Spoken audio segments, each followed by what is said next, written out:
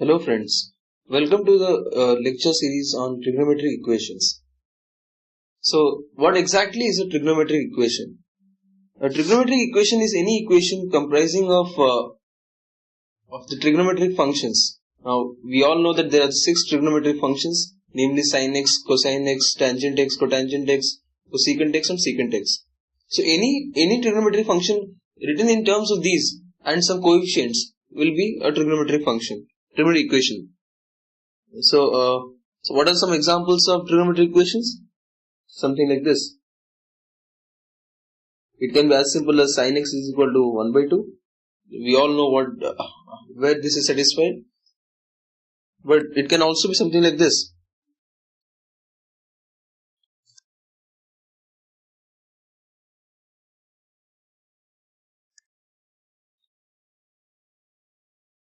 Fine. So here we see that this equation is nothing but it's written in terms of cosine cube, sine squared and sine, which all of which are trigonometric equations. So this is trigonometric function. So this is also a trigonometric equation. So any equation of these of this format is known as a trigonometric equation. Now trigonometric equations are actually when we solve any even mathematical problems or even physics problems, we see that we finally come to a point where we have to solve a trigonometric equation. So let's see how to solve some of these equations. Now obviously these equations can be classified into some categories. So we'll just look at some different types of equations and see how to generally tackle with them before moving on and solving them in the next video. So let's look at the first type of trigonometric equation. So this is the format: a sin squared x plus b sin x cos x plus c cos squared x plus d equal to 0. Now here we can utilize the fact that sin squared x by cos squared x is equal to tan squared x, right? And also that 1 by cos squared x is equal to secant squared x. Now we can always write secant squared x in terms of tan squared x equal to 1 plus tan squared x. So let's divide the whole equation by cos squared x. What we get is sin squared x by cos squared x as tan squared x, and then b times sin x cos x by cos squared x will give us b tan x. C cos squared x just gives us 1 plus d secant squared x, which gives us 1 plus tan squared x. And so now we see that we have reduced this equation into nothing but a quadratic in tan squared x. We can now group these terms as a plus d tan squared x plus b tan x plus c plus d. So we see that this is nothing but of the form ax squared plus bx plus c, where a is replaced by a plus d, b is b, and c is replaced by c plus d. So actually, if you notice, if a plus d is equal to 0,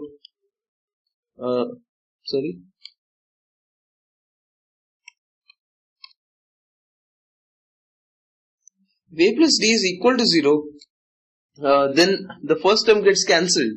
Or so this will not be a very useful method in that case. You can find answer in a very simpler way.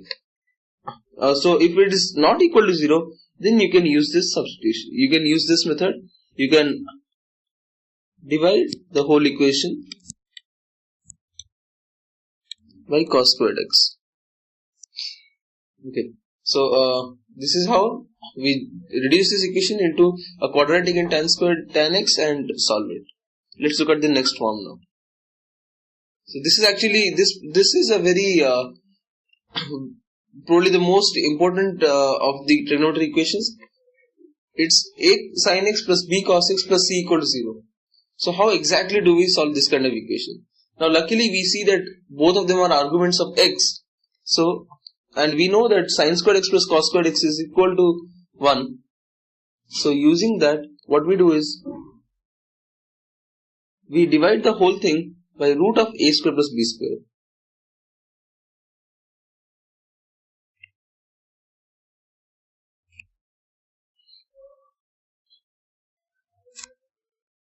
So let's write this as minus root of c squared by c by root of a squared plus b squared. Now how we define, let's define these coefficients as there should be a cos x term here. Okay, so let's define cos alpha as b by root of a squared plus b squared, and sin alpha as root of a by root of a squared plus b squared. Now note that there is nothing wrong with this kind of definition, because we see that sin squared alpha plus cos squared alpha is nothing but a squared plus b squared by root of a squared plus b squared whole square, which is 1. So this is always correct, right? Whenever a and b are real numbers, you can always do this kind of substitution, and what that gives us is cos x cos alpha plus sin x sin alpha is equal to minus c by root of a squared plus b squared. Okay. So this is nothing but cos of x minus alpha is equal to minus c by root of a squared plus b squared.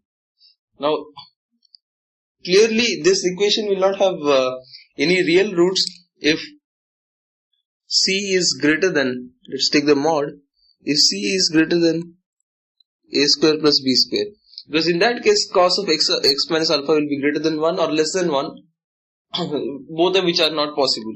Hence for this kind of equation to have any results, c must be less than root of a square plus b square.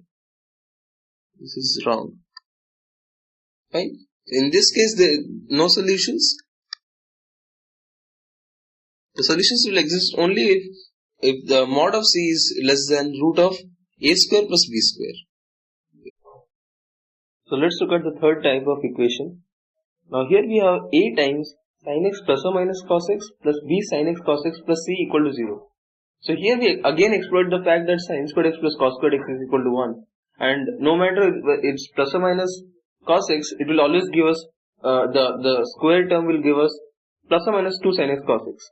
So what we cleverly do here is we do the substitution. T is equal to sin x plus or minus cos x.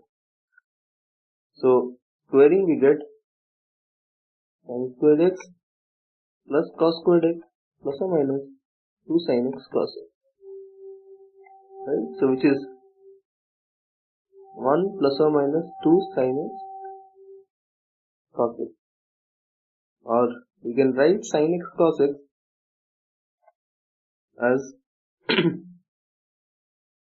t squared minus, this is plus or minus. So accordingly we can write for this, so what we get now, so what we get for this equation is sin x plus cos x plus or minus cos x is t, plus b sin x cos x can be written as plus or minus, okay, there might be some confusion here. This is plus or minus b times t squared minus 1 by 2 plus c equals 0. So again we see that this has been transformed to a quadratic in t. Hence this substitution, t is equal to sin x plus or minus cos x, completely helps us in reducing this into a quadratic, simple quadratic at that, and which you can easily solve. So the next type is any trigonometric equation involving higher degree terms of sin x and or cos x. Why we discuss only sin and cos x is because of actually two reasons. The first is sin squared x plus cos squared x is 1. This definitely helps us, but apart from this we also know that tan x, cot x, all of them can be written in terms of sin x and cos x. So suppose we have an equation in terms of tan x, we can write this as sin x by cos x, and others can obviously be written in terms of sin x and cos x. So any equation, say 9 sin power 9x plus 8 sin power 7x equal to 0. Now, this can again, what we need to do here is, we need to somehow bring them into we have to linearize this equation. This is an equation of order 9 here. This, the highest power is called the order, so it's of order 9 here. So to linearize this, what we can do is sin squared x, we can use this formula. Sin squared x is 1 minus cos 2x by 2. Similarly, cos squared x is 1 plus cos 2x by 2. Then we have sin cube x is equal to 3 sin x minus, sin 3x by 4. And similarly, cos cube x is equal to 3 cos x plus cos 3x by 4. Right? So what we do here is, say in this kind of equation, we try to write all the sin squared x and cos squared x. So we have only actually sin squared x here. So what, say sin cube x, we write that as 3 sin x minus sin 3x and then cube it, because it's sin for 9x, right? So now simplifying them further and further, we will reach a form which can be easily solved. So that is what we are supposed to do in these kind of equations. Okay. So the next type are simultaneous equations. What simultaneous equations mean? Now usually you will be given 2 equations with 1 unknown or 2 equations with 2 unknowns. Obviously 2 equations with 3 unknowns cannot be solved. So let's say this is tan A is equal to half and sin A is equal to 1 by root 5.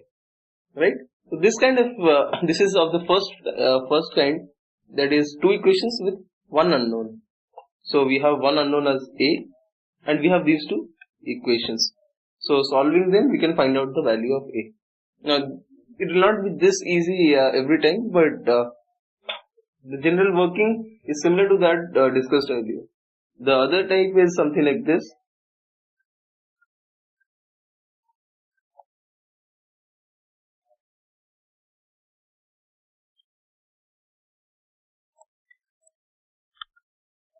Something like this. So here we have 2 unknowns A and B, and we have these 2 equations. Now we have to individually solve them, find the values for A plus B and A minus B, and then somehow algebraically solve them to find out the values of A and B. Right? So let's move to the next topic, that is inverse circular function. Now this is one of the most important parts of trigonometric equations. What inverse circular functions? Inverse circular functions also mean inverse trigonometric functions. So let's say I have sin x is equal to half. So this can be actually written as inverse. So x is nothing but sin inverse. So inverse is always written as, okay, this might be confusing. This is minus 1 sin inverse of half. Sin power minus 1. Just like we write 2 in the superscript for sin squared, for inverse we write minus 1. So sin inverse of half. So this is actually, so sin inverse, this is an inverse circular function. So similarly, not just sin inverse, we have all the respective inverses, tan inverse x, cos inverse x, cotangent inverse x, cosecant inverse x, secant inverse x. So actually all of these have, they are very simple to understand, and we have very simple even formulae for them, which you may remember, may not remember, but just understand how those formulae are arrived at, and it will be very easy to find it out whenever you want. So let there be an equation, let there be an angle, say A.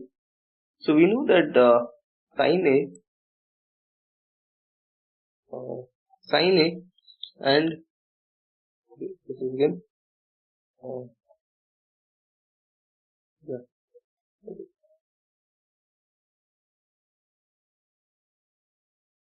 So let's say sin A is equal to x. We also know that cos of A will be root of 1 minus x squared, right? Now cos of A can be written as we can write cos of 90 minus A equal to x, right? So equating these two, what do we get? We get sin A is equal to cos of 90 minus A. So from this we get that, taking the inverses, we get that sin inverse x plus cos inverse x is equal to pi by 2, right? Okay, so if you have x here, you take its sin inverse, you have A, you take the sin inverse of the cos inverse of x, and when you sum it up, you get A plus 90 minus A, which is pi by 2, right? Pi by 2, this is in radian, or 90 degrees in degrees. Similarly, you have some other very simple formulae. So tan inverse x plus cot inverse x is equal to pi by 2. And cosecant inverse x plus secant inverse x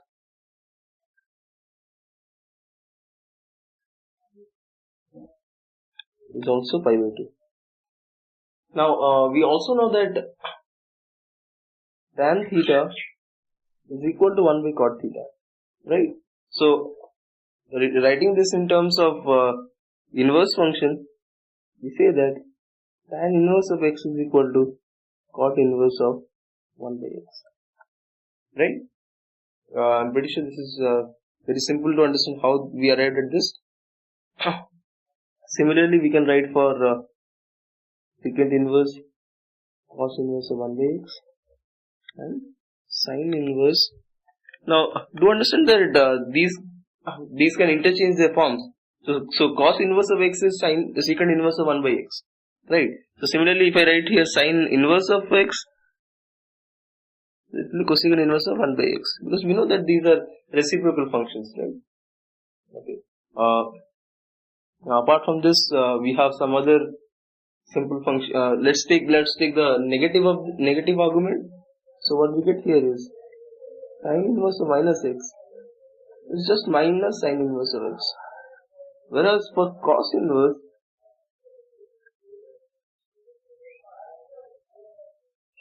simply pi minus cos inverse of x, right? So let's say x is 1. So we know that cos inverse of minus 1 is pi, whereas cos inverse of 1 is 0. Right? So we see that this is satisfied. Whereas for sin inverse of 1 is pi by 2, sin inverse of minus 1 is minus pi by 2. We see that both the equations are completely correct. So similarly, we can find out more and more formulae for these, more and more identities about these. But it's just the most important part about inverse circular functions is to understand how we arrive at them. Just take make some simple substitution, whichever way you are comfortable, and you'll see that these are not very difficult to arrive at. So what some trigonometric equations on these can be something like, say, 3 tan inverse of 1 by x plus 4 cos inverse of, let's say cot inverse of pi by 4 is equal to pi by 2. So probably you're asked to find out what x is, right? So this is what a typical equation involving inverse circular functions would be. So that's it for this video. In the next video, we'll be discussing some questions on all these above mentioned equations and this inverse circular function. Thank you.